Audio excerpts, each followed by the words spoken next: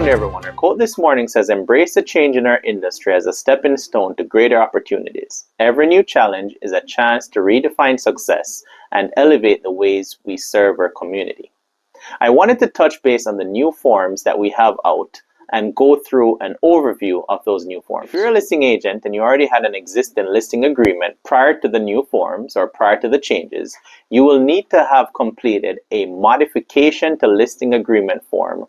That form is a MLA-6. Once again, that's a MLA-6. If you're a listing agent and you have a new listing, you will need to use the new exclusive right of sale listing agreement for transaction broker, forms ERS-20TB. That's form ERS-20TB. As a listing agent in the above two scenarios, you will need to have a compensation agreement completed. There are two compensation agreements that needs to go in conjunction with your listing agreement, and they are as follows. One, a compensation agreement where the seller's broker to buyer's broker, that's a form CABB-1. That's a compensation agreement from seller's broker to buyer's broker. And this is where the seller is paying you a full commission as a listing agent, and then from there you will compensate the buyer's or the tenant's agent from that full commission. The second form is a compensation agreement from sellers to buyer's broker, form CASB-1. Once again, that's a form CASB-1.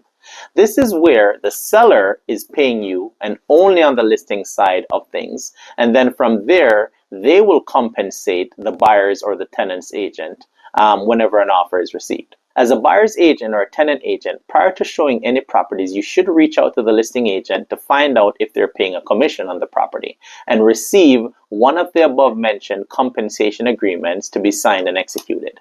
This way you know for sure how much compensation is being offered. Remember, in order to represent a tenant or a buyer, you must have an exclusive buyer brokerage agreement executed. You need that before you perform any services of real estate.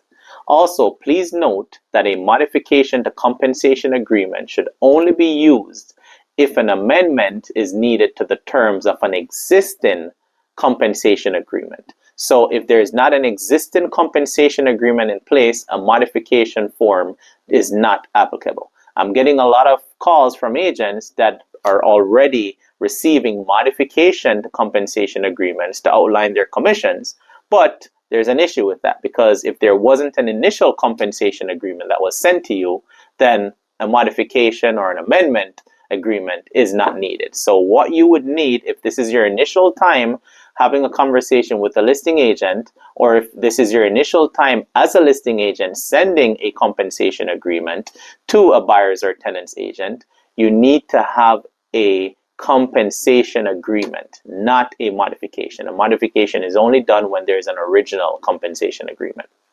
We do look forward to pivoting as these new changes take effect, and we will be issuing more videos and trainings as we see fit.